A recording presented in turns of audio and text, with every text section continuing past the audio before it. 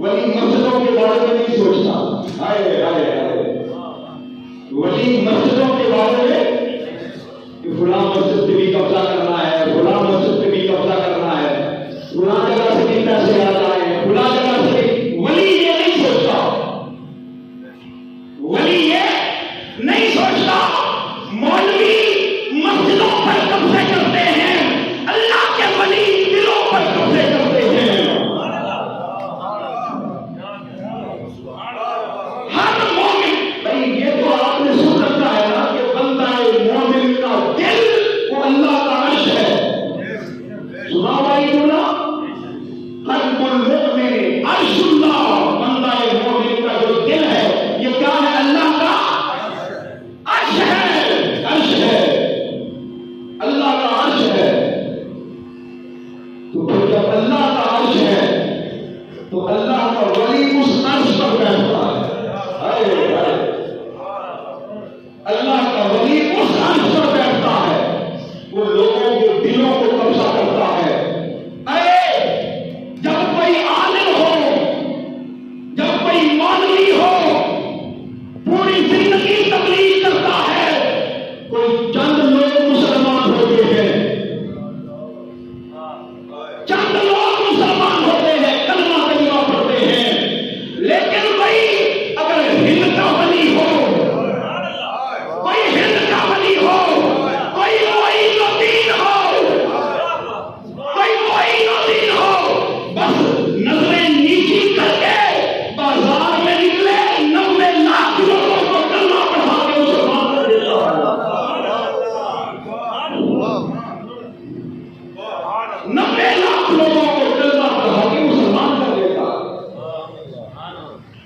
ارے اللہ کا ولی ہوتا ہی کچھ اور ہے, اس کا مٹیریل ہی کچھ اور کسی چیز کا ہوتا ہے. اس کا مٹیریل عام نہیں ہوتا, بڑا خاص ہوتا ہے. وہ ایک نگاہ سے 90 لاکھ لوگوں کو کلمہ پڑھا کے مسلمان کر دیتا ہے. یہ ہے اللہ کا ولی. اسی لیے اولیاء حضرت داتا گنج بخش علیہ الرحمہ, بہت ساری چیزیں میں چھوڑ رہا ہوں. 401 ہجری میں آپ کی ولادت ہوئی. کتنی ہوئی؟ 401. 1000 سال سے اوپر ہو چکا ہے, 1000 سال سے اوپر ہو چکا ہے حضرت داتا گنج بخش علیہ الرحمہ کو. اب میرے ذہن میں آ رہا ہے کہ یہ داتا کا لفظ ہم کیوں استعمال کرتے ہیں, اس پر بھی گفتگو ہو سکتی ہے, لیکن ابھی نہیں کرتا میں, آگے چلتے ہیں. میں چاہتا ہوں کہ آج ان کی سیرت میں آپ کے سامنے پیش کروں. 401 ہجری, آج سے 1000 سال پہلے, 1000 سال پہلے حضور داتا گنج بخش علیہ الرحمہ آپ کی ولادت ہوئی. آپ والد کی طرف سے حجویری ہیں, پر ماں کی طرف سے جلابی ہیں. ماں جلاب ایک علاقہ تھا, محلہ تھا غزنی میں, وہاں کی تھی, اور والد حجویر کے تھے. آپ کے والد کا نام عثمان تھا, آپ کا نام علی ہے. آپ کا نام کیا ہے بولیے؟ پھر بولیے کیا ہے؟ علی.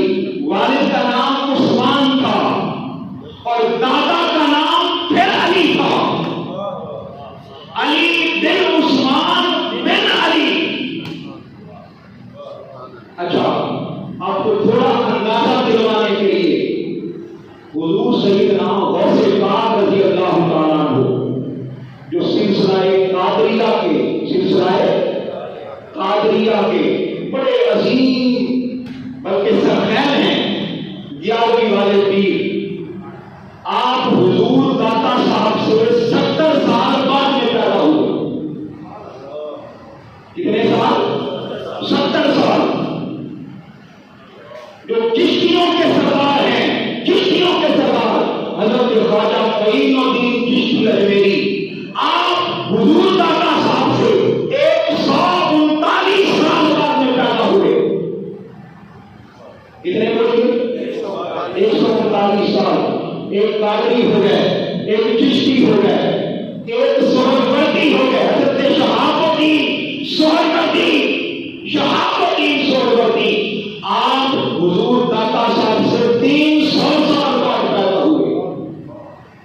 نقشبندی حضرت بہاؤالدین نقشبند آپ حضور داتا صاحب سے 136 سال بعد میں پیدا ہوئے. یہ سارے سلسلے بعد میں بنے, حضور داتا صاحب کے بعد بنے. میں آپ کو بتا رہا ہوں جو حقیقت آپ کے سامنے کھول کے بیان کرنا چاہتا ہوں وہ ذرا غور سے سنیے گا.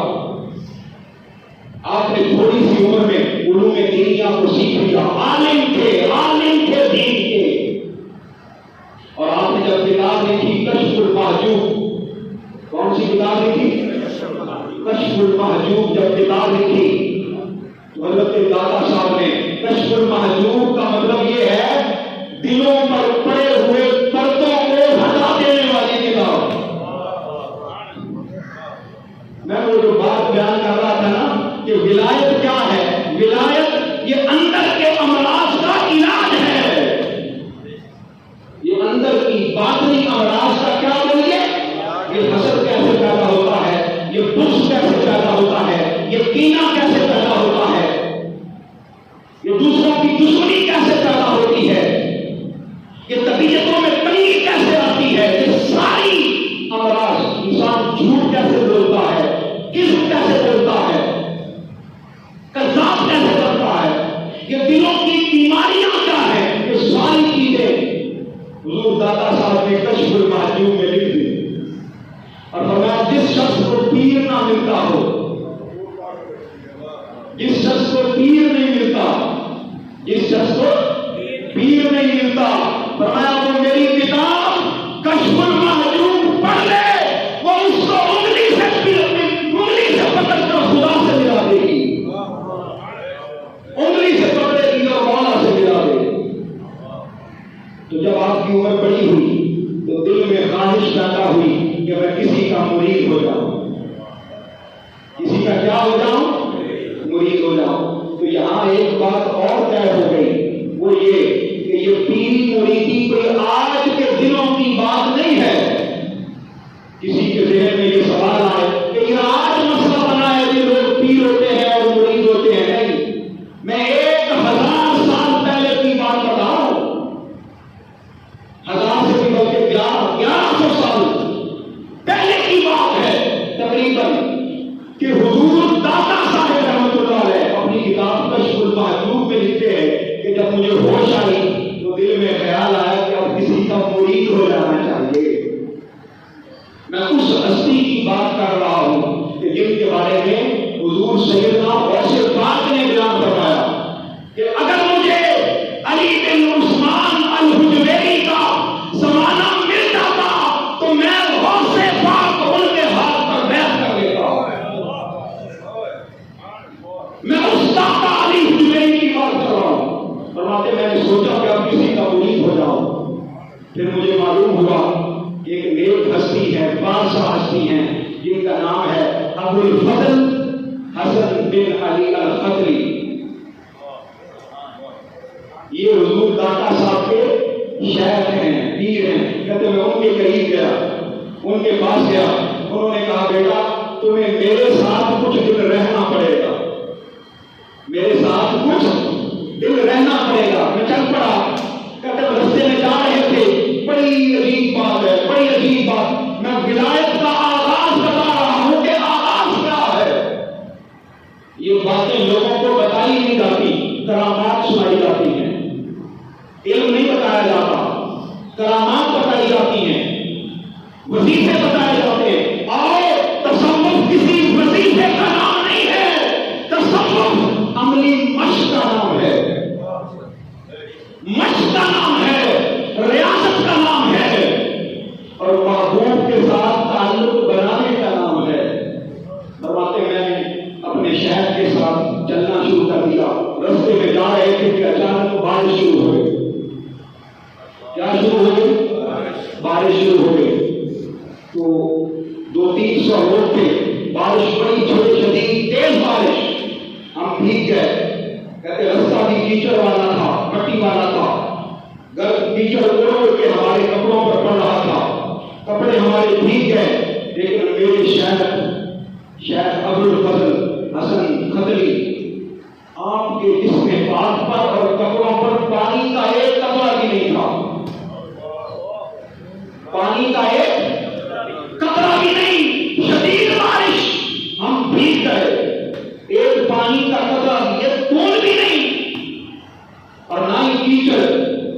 ٹیچر بھی ہمارے جوتے خراب ہو گئے، کہتے ان کے جوتے صحیح سلامت چلتے جا رہے ہیں۔ میں نے شہر سے پوچھ لیا، میں نے کہا حضور یہ کیا ماجرا ہے؟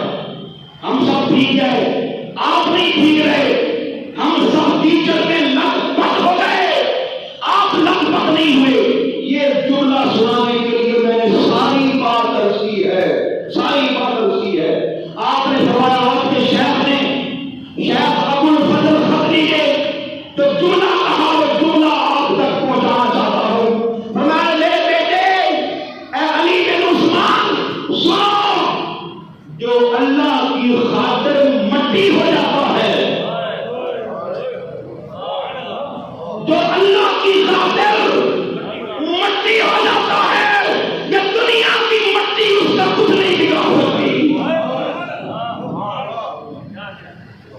جو دنیا کی خاطر مٹی ہو جائے اور دنیا کی خاطر لت پت ہو جائے، یہ ٹیچر اس پر زیادہ گرتا ہے۔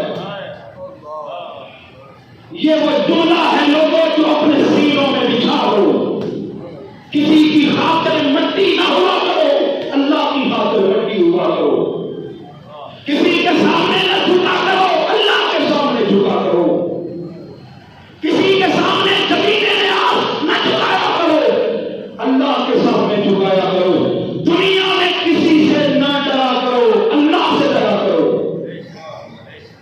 یہ وہ جملہ ہے کہ جس جملے نے علی بن عثمان الحجویری کو داتا صاحب بنا دیا۔ یہ وہ جملہ ہے، یہ وہ جملہ ہے جس نے علی بن عثمان الحجویری کو کیا بنا دیا؟ داتا صاحب بنا دیا۔ یہ اللہ کی خاطر کیا ہو جائے؟ بولیے بھائی، ہائے ہائے، من تواضع للہ رفعہ اللہ۔ حضور نے بھی یہی فرمایا کہ جو اللہ کے لیے جھک جاتا ہے، اللہ اسے اٹھا کے اونچا کر دیتا ہے۔ یہ باتیں ہمیں سمجھ کیوں نہیں آتی؟ یہ باتیں ہمیں کیوں بتائی نہیں جاتی؟ اگر چاہتے ہو کہ اونچے ہو جاؤ، اگر چاہتے ہو کہ بلند ہو جاؤ، اگر چاہتے ہو کہ ارفع ہو جاؤ، اگر چاہتے ہو کہ اعلیٰ ہو جاؤ، کیا طریقہ ہے؟ اللہ کے لیے جھک جاؤ، ارے ارے اللہ کے لیے جھک جاؤ۔ اور اگر آپ فیل کریں، محسوس کریں، نہیں میری دھوم دھام ہونی چاہیے، کیا ہونی چاہیے؟ میری دھوم دھام ہونی چاہیے، میرا دبدبہ ہونا چاہیے، میرا روب ہونا چاہیے، میری بات سنی جائے، میری بات لوگ مانیں، تو بھائی پھر لوگ تو مانیں گے، خدا نہیں مانے گا۔ لوگ تو مانیں گے تھوڑی دیر کے لیے آپ کی بات، لیکن مولا نہیں مانے گا، پھر آپ دبتے ہی جائیں گے، دبتے۔ میرے جیسا کوئی نہیں، مجھ سے اعلیٰ کوئی نہیں، مجھ سے اعلیٰ مرتبے والا کوئی نہیں، مجھ سے بڑا علم والا کوئی نہیں، بس یہ خیال آپ کے دل میں آنے کی دیر ہے، پورے سب کچھ پھر چھین لیا جاتا ہے، پھر خالی کر دیا جاتا ہے بندے کو۔ کیا کر دیا جاتا ہے؟ خالی۔ پھر علی بن عثمان الحجویری آپ نے 6 ماہ اپنے شیخ کے ساتھ گزارے۔ کتنے ماہ؟ 6 ماہ ساتھ گزارے۔ ایک دن آیا آپ کے شیخ حضرت ابو الفضل نے آپ سے فرمایا، اے علی بن عثمان الحجویری، ہماری جدائی کا وقت آ گیا ہے۔ کون سا وقت آ گیا ہے؟ بولیے نا، جدائی کا وقت آ گیا ہے۔ داتا صاحب ایسے نہیں بنے اور ایسے نہیں بنتے، فرمایا جدائی کا وقت آ گیا۔ کہتے جیسے ہی فرمایا نا میرے شہر میں کہ جدائی کا وقت آ گیا ہے، میرے دل سے مٹی سے نکلی کہ اب تو سنگت آئی تھی میسر، اب تو صحبت آئی تھی میسر۔ فرمایا بیٹا، سنگت ساتھ رکھنے سے نہیں ملتی، ساتھ رکھنے سے سنگت نہیں ملتی، سنگت جو ملی ہے اوروں میں تقسیم کرنے سے ملتی ہے۔ ہمارے یہاں تعریفیں ہی اور ہیں، ہمارے یہاں معاملات ہی اور ہیں۔ فرمایا بیٹا، جو مل جاتا ہے نا اس کو کیا کیا جاتا ہے؟ بولیے نا، تقسیم کیا جاتا ہے۔ اگر یہ راز سمجھ میں آ جائے تو کوئی دنیا میں شخص غریب نہ رہے. اگر یہ راز سمجھ میں آ جائے، کون سا بولیے؟ تقسیم کرنے کا. کون سا راز بولیے؟ اچھا، صرف ایک مثال دوں گا، آپ کو بات کی سمجھ آ جائے گی. جو لوگ تقسیم نہیں کرتے نا، وہ اگر مربوں کے مالک بھی ہوں، مربوں کے مالک بھی ہوں، مربوں کے مالک بھی ہوں، ان کی نسلوں میں وقت آتا ہے کہ ان کے بچے پھر ان کے بچے پھر ان کے بچے، ان کے پاس کچھ نہیں بچتا. ان کے بچے ان کے بچے ان کے بچے، ان کے پاس کچھ بھی، جن کو تقسیم کرنے کا طریقہ نہیں آتا. اور جن لوگوں کو تقسیم کرنے کا طریقہ آتا ہے، جو جو نسلیں گزرتی جاتی ہیں اس کی نعمتیں بڑھتی جاتی ہیں. اگر چاہتے ہو کہ نعمت برقرار رہے، اگر چاہتے ہو کہ نعمت کیا رہے؟ برقرار رہے، تو پھر کیا کرو؟ تقسیم کرنا شروع کر دو. فرمایا بیٹا تقسیم کرو. کہاں جاؤں؟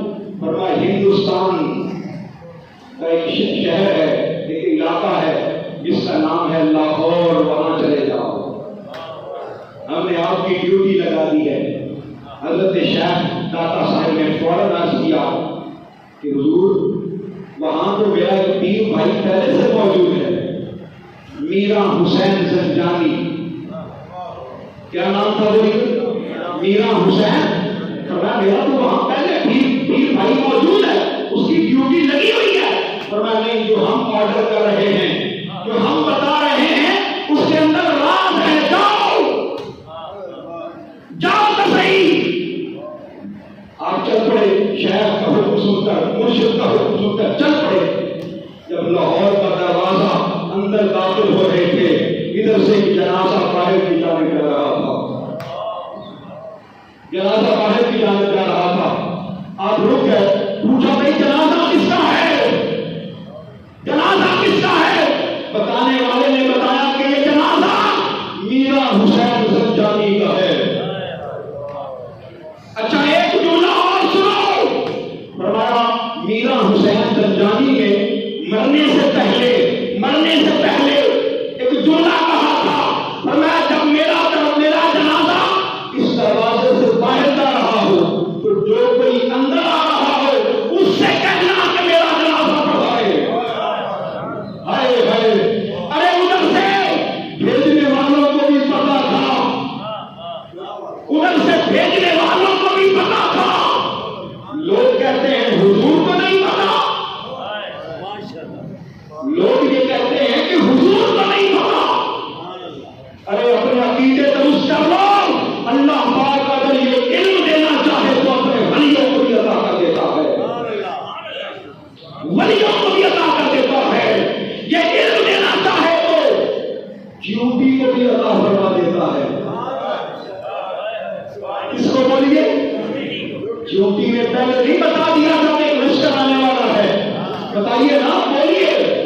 یہ قرآن مجید کا واقعہ ہے، کوئی قصہ کہانی نہیں ہے. قصہ کہانی نہیں ہے. ڈیوٹی نے بتا دیا تھا کہ لشکر آنے والا ہے سلیمان علیہ السلام کا. رک جاؤ، اپنا انتظام کر لو. تو ادھر سے بھیجنے والوں کو بھی پتا ہے کہ اب ان کے انتقال کا وقت قریب آ گیا. ادھر جن کے پاس آ رہے تھے ان کو بھی پتا ہے کہ کوئی آنے والا ہے. اچھا اس وقت کوئی گھڑیاں تو نہیں ہوا کرتی تھی، کوئی کلاک تو نہیں ہوا کرتے تھے، کوئی ٹائم بھی نہیں ہوا کرتا تھا. اللہ کے ولی کو یہ کیسے پتا چلا کہ جب میرا جنازہ دروازے پر ہوگا تب کوئی آ رہا ہوگا؟ یہ کیسے پتا چلا؟ سن لو، جو اس کا علم دے سکتا ہے وہ اس کا علم بھی دے سکتا ہے. اللہ کا ولی گھڑیوں کا محتاج نہیں ہوتا. اللہ کا ولی لوگوں کا محتاج بھی نہیں ہوتا. اللہ کا ولی کسی علم والے کا محتاج بھی نہیں ہوتا. وہ صرف اور صرف اللہ کا محتاج ہوتا ہے، اس لیے کہ وہ مر کے مٹی ہوتا ہی اس کے لیے ہے. جب آپ تشریف لے آئے حضرت حضور داتا غنی بخش رحمۃ اللہ علیہ آپ نے راوی کے کنارے اپنا ٹھکانہ بنا لیا، وہاں بیٹھ گئے۔ وہاں ایک دن بیٹھے، بھوک تھی، پیاس تھی کہ ایک عورت کا گزر ہوا، اس کے ہاتھ میں دودھ کی گڑی، اللہ پاک انتظام خود فرما دیتا ہے کھانے پینے کا۔ اللہ کا ولی جہاں رہتا ہے کھانا خود اس ولی کی بارگاہ میں پیش ہو جاتا ہے۔ وہ عورت تھی، وہ دودھ لے کے جا رہی تھی۔ آپ نے پوچھا مائی صاحبہ کہاں جا رہی ہو؟ اس نے کہا اے بزرگ، اے درویش، یہ دودھ ہے، یہاں پر ایک جوگی ہے، اس کی بارگاہ میں پیش کرنے جا رہی ہوں، دان کرنے جا رہی ہوں۔ کیوں کہ اگر اس جوگی کو ہم دودھ نہیں دیتے تو ہمارے جانوروں کے تھنوں سے خون آنا شروع ہو جاتا ہے، اس میں ریشہ پڑ جاتا ہے، اس میں کیڑے پڑ جاتے ہیں۔ حضور داتا صاحب نے فرمایا کوئی بات نہیں، خون ہی نہیں آتا نا، خون ہی نہیں آتا، جی خون نہیں آتا، فرمایا مجھے دودھ دے جاؤ، خون بھی نہیں آئے گا، تھن خراب بھی نہیں ہوں گے، بلکہ دودھ بڑھ جائے گا۔ دبکتا رہا ہوں، خون بھی نہیں آئے گا اور دودھ بھی بڑھ جائے گا۔ مائی دودھ دے کے چلے، آزما دیتی ہوں، آج آزما دیتی ہوں، سودا برا نہیں ہے۔ دودھ دے کے جب گھر پہنچی، گھر کے سامنے رش لگا ہے، رش لگا، کیونکہ یہ ساری گجروں کی برادریاں تھیں، یہاں پر دودھ دونے والے گجر تھے، ان کی برادریاں تھیں، گھر کے سامنے رش لگا ہے۔ پوچھتی ہے ماجرا کیا ہے؟ کہنے والے کہتے ہیں کہ آج اس بھینس نے کوئی اطلاع کر دی، گھر کے سارے برتن بھر گئے، سارے برتن بھر گئے، اب ہم برتن اوروں کے گھر سے لا لا کر بھر رہے ہیں، کتنا دور، کتنا دور، ماجرا کیا ہے؟ مائی کہتی ہے آج کے بعد دودھ راجو جوگی، رائے راجو جوگی، اس کو نہیں دینا، ایک نیا فقیر آیا ہے، کوئی اللہ والا آیا ہے، دودھ اس کو دینا ہے۔ میں دعا لے کے آ رہی ہوں، دعا لے کے آ رہی ہوں۔ راجو جوگی کو جب علم ہوتا ہے کہ لنگر کم ہو گیا، دودھ کم ہو گیا، وہ اپنے ایک چیلے کو بھیجتا ہے داتا صاحب کی بارگاہ میں، چیلا واپس نہیں آتا۔ دوسرے چیلے کو بھیجتا ہے، چیلا واپس نہیں آتا۔ تیسرے کو بھیجتا ہے، واپس نہیں آتا۔ پتا چلتا ہے کہ جو جاتا ہے وہ داتا صاحب کا مرید اور مسلمان ہو جاتا ہے، کلمہ طیبہ پڑھ کے مسلمان ہو جاتا ہے۔ راجو جوگی خدا گیا، چل کے خود چل کے آیا، آ کے کہتا ہے تم بھی اللہ کے ولی ہو گئے، پیر مرشد ہو گئے، میں بھی اپنی کمائی پر، اپنی میں نے جنگلوں میں جو تپسیا کی ہے اس کی بنا پر مجھے کتنا مقام عطا کیا ہے، دیکھو میں فضاؤں میں اڑنے لگا ہوں، اگر تو میرا مقابلہ کرنا ہے تو میرے پیچھے آؤ۔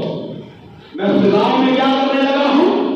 اڑنے لگا ہوں، پرواز کرنے لگا ہوں۔ سن لیں، کوئی شریعت کا طالب ہو، شریعت کا مخالف ہو، وہ فضاؤں میں اڑتا بھی پھرے، اس کا یقین نہیں کرنا۔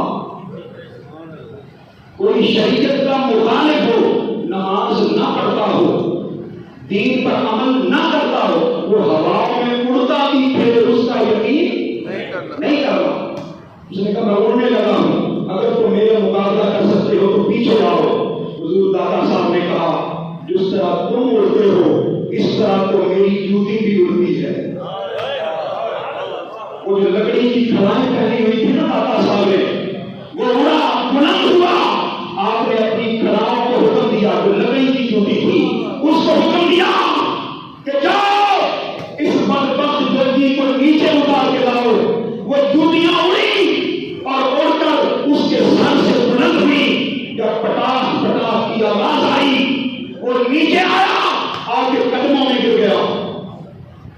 اس میں گر گیا، قدموں میں گر گیا، کہنے لگا مجھے معاف کر دیں، مجھے معاف کر دیں۔ لیکن اس کے ذہن میں ایک خیال تھا، ایک سوچ تھا کہ میں بڑا ہوں۔ اس نے کہا اب آخری بات تمہیں آزمانا چاہتا ہوں، میں ایک علاقے میں جاتا ہوں، تم نے مجھے جا کے واپس آؤں گا تو مجھے بتانا میں کہاں گیا تھا۔ وہ اڑا، سری نگر کے علاقے میں پہنچا، وہاں جا کر اس کو بھوک لگی، سامنے سیب کا درخت دیکھا، اس نے سیب کی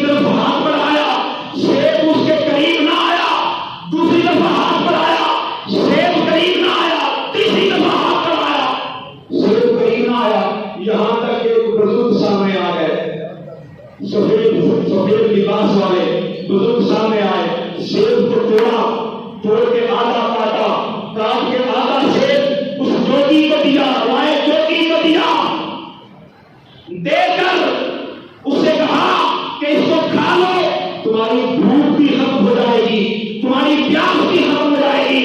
وہ جوگی سیب کھا کر اڑا، واپس داتا صاحب کی بارگاہ میں آیا اور آ کے کہتا ہے بتاؤ میں کہاں گیا تھا؟ داتا صاحب نے اپنی جیب سے وہی آدھا سیب کا ٹکڑا نکالا، وہی آدھا سیب کا ٹکڑا نکالا، میں جہاں سے یہ سیب آیا ہے تم وہیں سے آئے ہو، جہاں سے یہ سیب آیا ہے اس کو جوڑا، پورا سیب کر کے سامنے رکھ دیا، اور میں جہاں سے یہ سیب آیا ہے نا وہیں سے تم آئے ہو۔ وہ کلمہ پڑھ کر کہتا ہے مجھے کلمہ پڑھا لو۔ حضور داتا صاحب نے اس کا نام رائے راجو سے شیخ ہندی لکھا۔ کیا نام لکھا بولیے؟ شیخ ہندی۔ آج بھی حضور داتا صاحب کے قدموں میں اس کی قبر ہے، کیونکہ حضور داتا صاحب کی اپنی اولاد نہیں تھی، تو پھر ان کی شیخ ہندی کی جو اولاد ہے اسی کو خلافت نصیب ہوتی رہی، آج تک اسی کو خلافت نصیب ہو رہی ہے۔